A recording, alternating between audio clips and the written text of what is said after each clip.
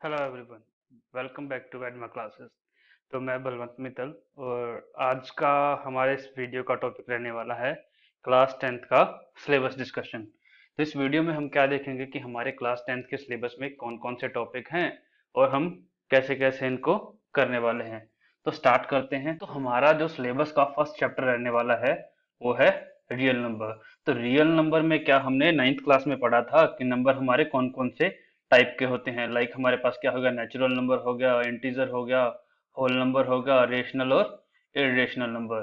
तो हम यहाँ पर क्या पढ़ेंगे, रियल नंबर में यूक्लिड डिवीजन लेमा। तो यूक्लिड डिवीजन लेमा क्या है, एक थ्योरम है जो हमें क्या बताती है, कोई दो नंबर हैं जिनके लिए कोई दो नंबर और एग्जिस्ट करते हैं जो क्या करेंगे, इस कंडीशन को फॉलो करेंगे। तो ये डिटेल में हम पढ़ेंगे इस एक्सरसाइज में।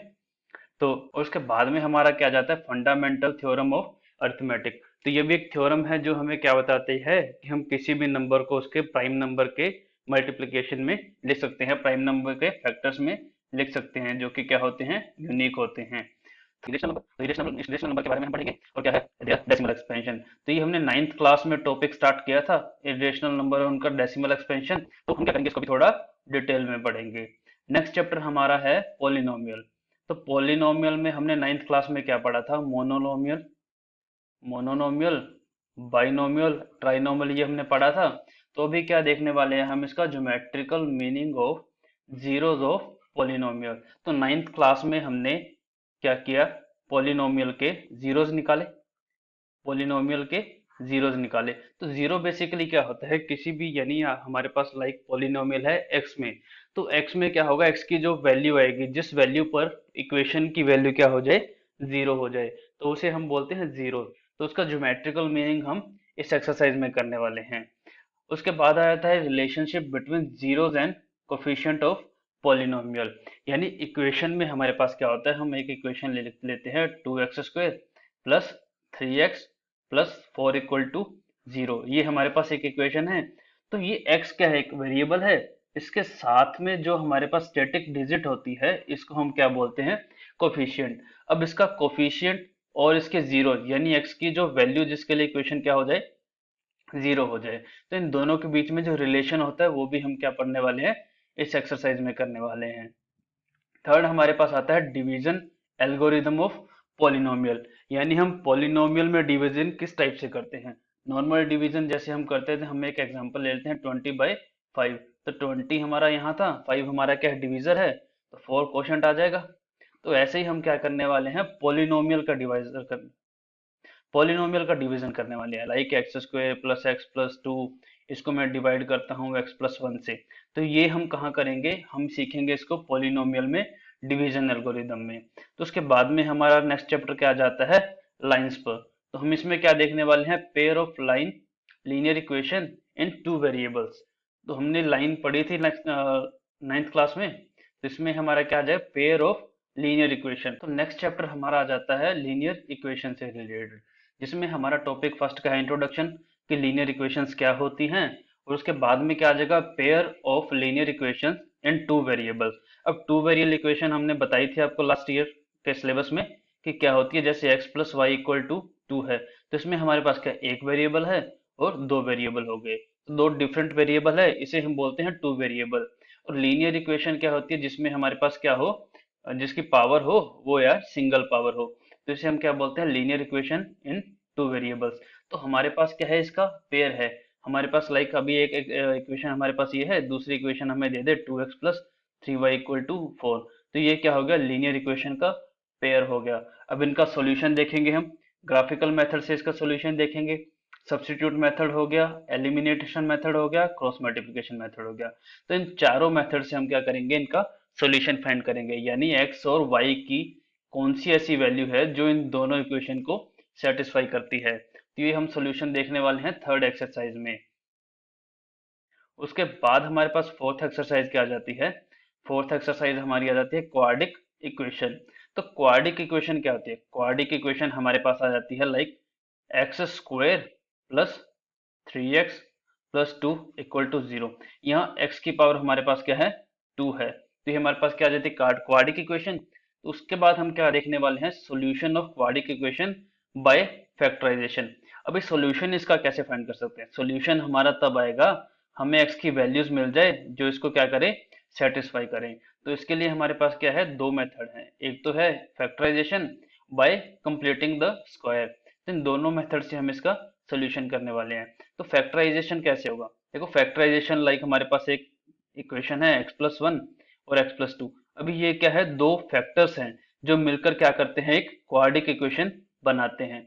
अब हमारे पास दो फैक्टर हैं, इन दोनों फैक्टर से हम x के सॉल्यूशंस निकाल सकते हैं। दूसरा हमारा आ जाता है कंप्लीटिंग स्क्वायर। तो कंप्लीट स्क्वायर से भी हम क्या कर सकते हैं, सॉल्यूशन निकाल सकते हैं। क्योंकि अगर हमारे पास देखो क्या है, पावर 2 में है तो इसका सॉल्यूशन निकालना क्या हो जाता है, मुश्किल हो जाता है। क्योंकि अगर 3x+2 का हम रूट नहीं कर पाएंगे। तो इसके लिए हम क्या करते हैं, पहले इक्वेशन को कंप्लीट स्क्वायर में बनाते हैं ताकि जो राइट साइड में हो हम उसका क्या कर सके, क्यूब रूट स्क्वायर रूट निकाल सके। तो इसमें हम क्या देखेंगे, solution of quadric equation and nature of roots, कि हमारे रूट्स किस प्रकार के आ रहे हैं। और नेक्स्ट हमारा जो चैप्टर रहने वाला है वह है अरिथमेटिक प्रोग्रेशन। तो अरिथमेटिक प्रोग्रेशन, प्रोग्रेशन में क्या होता है, हमारे पास एक सीरीज बनती है। लाइक आपने सीरीज देखी होगी 2 4 6 से 10, या हम ले लेते हैं 3 12 21। तो इनमें अगर आप गैप देखेंगे तो क्या है, सिमिलर है ना। इसमें 2 का गैप है, इसमें +2 का गैप है, इसमें 9 का गैप है, इसमें भी 9 का गैप है। तो गैप जब सिमिलर रहता है तो उसको हम क्या बोलते हैं, एक अरिथमेटिक प्रोग्रेशन। तो ये अरिथमेटिक प्रोग्रेशन की कुछ प्रॉपर्टीज हैं, इनके कोई वैल्यू निकालने के फॉर्मूलेज हैं, तो वो हम इस एक्सरसाइज में देखेंगे। जिसमें सबसे पहले हम देखेंगे अरिथमेटिक प्रोग्रेशन क्या होती है। अगर हमें इसकी nth टर्म निकालनी हो तो वो क्या होगी। अभी देखो हमारा क्या है, ये अरिथमेटिक प्रोग्रेशन में अभी गैप सेम रह रहा है, तो हमारे पास जो nth टर्म आएगी वो क्या होगी, प्रेडिक्टेबल होगी। प्रेडिक्टेबल कैसे हो सकती है, देखो अभी 2 का गैप आ रहा है, तो हम कह सकते हैं कि इसकी नेक्स्ट टर्म क्या होगी, 12 होगी। अभी फिर 2 का गैप आ रहा है तो इसकी नेक्स्ट टर्म क्या होगी, 14 होगी। अगर हमारे पास कोई ऐसी सीरीज है जिसमें हमारे पास गैप प्रेडिक्टेबल नहीं है, 1 5 आ गया, 7 आ गया, फिर 15 आ गया, 21 आ गया, फिर 26 आ गया। अभी इसमें देखो गैप क्या है, सेम नहीं है, ना ही कोई पैटर्न बन रहा है, तो इसकी जो सीक्वेंस होगा वो क्या प्रेडिक्टेबल नहीं है। बट जिसमें गैप सेम हो उसमें क्या होता है, सीक्वेंस में प्रेडिक्टेबल होता है। तो उसकी nth टर्म क्या होती है, उसके टर्म्स का सम क्या होता है, तो ये हम देखने वाले हैं अरिथमेटिक प्रोग्रेशन में। उसके बाद देखो हमारा नेक्स्ट टॉपिक है ट्राइंगल। तो ट्राइंगल बेसिक हमने देखा था 9th क्लास में। तो अभी 10th में हम क्या देखेंगे कि सिमिलर फिगर्स क्या है। सिमिलर फिगर क्या होती है, यानी दो फिगर्स हैं। लाइक अभी देखो हमारे पास क्या है, ये एक ट्राइंगल है और ये एक ट्राइंगल है। अभी देखने से पता लगता है कि ये दोनों क्या है, राइट एंगल ट्राइंगल है। ठीक है। तो यहाँ पर अगर इन दोनों के एंगल मैं क्या कर दूं, सेम कर दूं, तो ये फिगर क्या हो जाती है, सिमिलर दिखने लग जाती है। तो ऐसे ही हम क्या देखेंगे, सिमिलर फिगर्स क्या होती है। सिमिलरिटी ऑफ ट्राइंगल, यानी दो ट्राइंगल सिमिलर किस कंडीशन में होंगे। क्राइटेरिया, उन्हें क्या क्राइटेरिया फुलफिल करना होगा ताकि दो ट्राइंगल क्या हो, सिमिलर हो। लाइक अभी मेरे पास क्या है, एक ये ट्राइंगल है और एक ये ट्राइंगल है। अब ये दोनों ट्राइंगल क्या सिमिलर नहीं है। तो ऐसे ही क्या है, कुछ क्राइटेरियाज होते हैं जो क्या करने पड़ते हैं, ट्राइंगल को फुलफिल करने पड़ते हैं सिमिलर होने के लिए। और सिमिलर ट्राइंगल के एरियाज चेक करेंगे हम, और उसके बाद देखेंगे पाइथागोरस थ्योरम। तो पाइथागोरस थ्योरम किस पर लागू होती है, ये होता है राइट एंगल ट्राइंगल पर। और पाइथागोरस थ्योरम क्या बताती है वो हम इस चैप्टर में देखने वाले हैं। उसके बाद में हमारे पास क्या आ जाता है, कोऑर्डिनेट ज्योमेट्री। तो कोऑर्डिनेट ज्योमेट्री क्या है, कोऑर्डिनेट ज्योमेट्री हमारी ग्राफ पे डिपेंड होती है। तो ग्राफ पर हमारे जो पॉइंट होते हैं, यहाँ पे ले लो एक्स एक्सिस है और ये क्या वाई एक्सिस है। तो यहाँ पर कोई पॉइंट मुझे दे दिया लाइक 1 2 दे दिया, दूसरा पॉइंट मुझे दे दिया 2 4 दे दिया। तो इन दो पॉइंट दे दिए, तो ये पॉइंट्स को हम क्या बोलते हैं, कोऑर्डिनेट बोलते हैं। तो इसमें हमें क्या मिलेगा, डिस्टेंस फॉर्मूला। तो इन दोनों के बीच के डिस्टेंस निकालने के लिए हम एक फॉर्मूला यूज करेंगे, तो उसे बोलते हैं डिस्टेंस फॉर्मूला। फिर आता है section formula, area of triangle. Coordinate से क्या मिलेगा हमें, जैसे ये मिल गया हमें एक ट्राइंगल मिल गया, तो हम क्या कर सकते हैं, एरिया ऑफ ट्राइंगल फाइंड कर सकते हैं, उसका भी हमारे पास क्या आएगा, सॉल्यूशन। तो ये भी हम देखने वाले हैं कोऑर्डिनेट ज्योमेट्री में। नेक्स्ट चैप्टर है हमारा इंट्रोडक्शन टू ट्रिग्नोमेट्री। तो आपने काफी सुना होगा मैथ में sine theta, cos theta, tan theta, sign theta, cos theta, tan theta. तो ये जो sign theta, cos theta, tan theta है, ये हम पढ़ने वाले हैं ट्रिग्नोमेट्री में। तो ट्रिग्नोमेट्रिक रेशियोज यही होते हैं, sine theta, cos theta, tan, cot, sec, cosec. तो ये हम पढ़ेंगे ट्रिग्नोमेट्रिक रेशियो में कि इनकी वैल्यू कैसे फाइंड की जाए, इनके बीच में क्या रिलेशन होता है, तो और इनकी क्या प्रॉपर्टीज हैं। तो ये हम कहाँ करने वाले हैं, इंट्रोडक्शन टू ट्रिग्नोमेट्री में। उसके बाद में देखो हमारे पास क्या है, सम एप्लीकेशन ऑफ ट्रिग्नोमेट्री। तो ट्रिग्नोमेट्री के हम एप्लीकेशन में क्या देखेंगे कि हम ट्रिग्नोमेट्री से कैसे हाइट मेजर कर सकते हैं, कैसे डिस्टेंस मेजर कर सकते हैं। तो ये हम एप्लीकेशन में पढ़ेंगे ट्रिग्नोमेट्री के। लाइक हमारे पास एक ये पोल दिया हुआ है, एक रोड है, इस पे हमें बताया जाएगा कि पोल की शेडो क्या हो रही है, रोड के दूसरे एंड तक जा रही है। अभी यहाँ पे हमें ये एंगल दे दिया जाएगा या ये एंगल दे दिया जाएगा, तो हम क्या कर सकते हैं, इससे सड़क की चौड़ाई निकाल सकते हैं, या पोल की हमें लेंथ निकालनी होगी। तो ऐसी चीजें क्या होगी, हाइट एंड डिस्टेंस में आती है एप्लीकेशन ऑफ ट्रिग्नोमेट्री के। नेक्स्ट हमारा टॉपिक रहने वाला है सर्कल। तो हमने 9th क्लास में सर्कल का इंट्रोडक्शन पढ़ा था, सर्कल से रिलेटेड टर्म्स पढ़ी थी। तो अभी हम क्या करेंगे, tangent to a circle and tangent from a point on a circle. तो यानी ये हमारे पास लाइक एक सर्कल है। तो टेंजेंट क्या होती है, वो लाइन जो सर्कल को छूकर निकल जाती है। ये सॉरी कट कर रही है, एक सर्कल है हमारे पास, इसको छू के क्या एक लाइन निकल रही है, तो ये हमारा क्या होता है, टेंजेंट हो जाता है। ठीक है। तो इस टेंजेंट के बारे में हम पढ़ेंगे सर्कल चैप्टर में। और number of tangent from a point on a circle, यानी हम ये भी पढ़ेंगे कि एक अगर हमारे पास क्या है सर्कल्स हैं, तो उनके बीच में कितनी कॉमन टेंजेंट हो सकती हैं। लाइक अभी ये हमारे पास दो सर्कल्स हैं, अब इनके बीच में हमारे पास कॉमन टेंजेंट लिमिटेड होंगी, इनफाइनाइट नहीं हो सकती। इसमें हमारे पास क्या होगी, लिमिटेड टाइप ऑफ टेंजेंट होगी। तो ये हम पढ़ने वाले हैं सर्कल चैप्टर में। नेक्स्ट हमारा आ जाता है कंस्ट्रक्शन। कंस्ट्रक्शन में क्या है, कंस्ट्रक्शन में हम कुछ शेप ड्रॉ करने वाले हैं, कंस्ट्रक्ट करने वाले हैं, जिसमें हमारे पास मेनली क्या है, दो शेप्स हैं। एक है division of a line segment और दूसरा है construction of a tangent to a circle. यानी हमें एक सर्कल दिया होगा, उसके ऊपर क्या करना होगा, एक टेंजेंट ड्रॉ करना होगा। और कंडीशन हमें डिफरेंट डिफरेंट दी हो सकती है, हमें रेडियस दी हो सकती है, हमें दो डिफरेंट सर्कल दिए हो सकते हैं जिनके बीच की हमें डिस्टेंस अलग प्रोवाइड कर सकते हैं। तो हमें डिफरेंट कंडीशन में क्या करना है, सर्कल पे टेंजेंट ड्रॉ करनी होगी, वो हम क्या देखेंगे कंस्ट्रक्शन में। उसके बाद आ जाता है एरिया रिलेटेड टू सर्कल। तो हमने सर्कल का एरिया पहले किया हुआ है। तो सर्कल के रिलेटेड एरिया मतलब हमें क्या दिया हो सकता है, हमें एक सर्कल दिया होगा, हमें क्या दे देंगे, उसका एक सेगमेंट दे देंगे, जिसमें हमें कोई डिफरेंट एंगल दिया हो सकता है, जिसमें हमें रेडियस दी हो सकती है। तो हमें कहा जाए कि इसका हमें क्या निकालना है, एरिया निकालना है। तो हम क्या कर सकते हैं, उसको भी एक फॉर्मूला से निकाल सकते हैं, जो हम किस में पढ़ेंगे, एरिया रिलेटेड टू सर्कल में। इसमें हमारे पास क्या है, perimeter and area of a circle, इसका हम एक रिव्यू लेने वाले हैं। उसके बाद आएगा area of A sector and segment of A circle.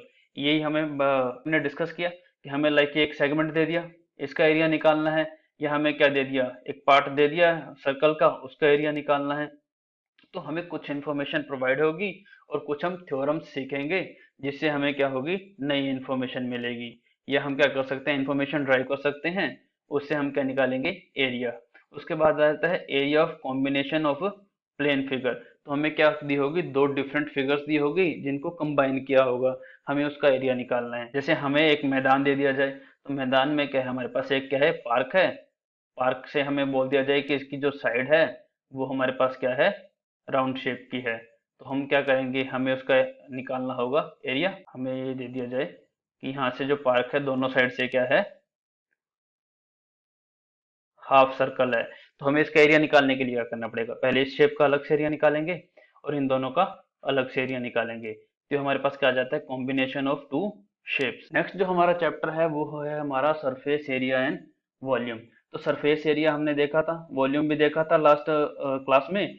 तो अब हमारे पास क्या आ गया, surface area of combination of solid. तो जैसे अभी हमने क्या किया, यहाँ पे हमने दो शेप्स को कंबाइन किया, वैसे ही हम दो सॉलिड्स को कंबाइन करने वाले हैं। दो सॉलिड्स के कंबाइन करने का आप बेस्ट एग्जांपल ले सकते हैं आपका आइसक्रीम कोन। तो आइसक्रीम कोन में हमारे पास क्या होता है, तो आइसक्रीम कोन में हमारे पास क्या होता है, नीचे कोन और आइसक्रीम का क्या होता है, हमारे पास हाफ हेमिस्फेयर होता है, यानी हेमिस्फेयर होता है और नीचे क्या होता है, कोन होता है। तो इसका हमें वॉल्यूम निकालना हो तो क्या करेंगे, हमें हेमिस्फेयर का अलग से वॉल्यूम निकालना पड़ेगा और कोन का अलग से वॉल्यूम निकालना पड़ेगा। ऐसे ही हमारे पास क्या होगा, डिफरेंट दो शेप्स होंगी, जिसे हम क्या करेंगे, कंबाइन करेंगे। शेप्स या सॉलिड कह लेते हैं, तो उसको क्या करेंगे, कंबाइन करेंगे और उनका सरफेस एरिया या वॉल्यूम हमें निकालना होगा। और conversion of a solid from one shape to another shape, तो one shape to another shape का मतलब क्या होता है, हमारे पास एक शेप का सॉलिड दिया होगा, जैसे हमारे पास क्या होगी, एक आयरन की बॉल होगी, तो आयरन की बॉल को पिघलाकर क्या करेंगे, हम कोई रेक्टेंगल सॉरी क्यूबॉइड बनाएंगे, तो उसमें क्या होगा, हमारे पास डायमेंशंस चेंज हो जाएंगी पर उसका जो वॉल्यूम रहेगा वो क्या होता है, सेम रहता है। तो हम क्या करने वाले हैं इसमें, हम करेंगे conversion of one shape to another shape. Next हमारा क्या आता है, फ्रस्टम ऑफ ए कॉन। तो उसके बाद में हमारे पास क्या आया, स्टैटिस्टिक्स। तो स्टैटिस्टिक्स में हमने लास्ट क्लास में क्या पढ़ा था, representation of data and collection of data. अब हम क्या करेंगे इस क्लास में, उस डेटा को प्रोसेस करेंगे। तो डेटा को प्रोसेस करने के बाद हम क्या फाइंड करेंगे, मीन, मोड एंड मीडियन। तो ये क्या होते हैं, सेंट्रल टेंडेंसीज होती हैं, जो हम क्या करते हैं डिफरेंट डिफरेंट फॉर्मूला से निकालते हैं, और डिफरेंट डिफरेंट थिंग्स पर ये डिपेंड करती हैं। तो ये तीनों चीजें हम क्या करेंगे, स्टेटिस्टिक्स में निकालेंगे और इन तीनों के बीच का रिलेशन भी देखेंगे।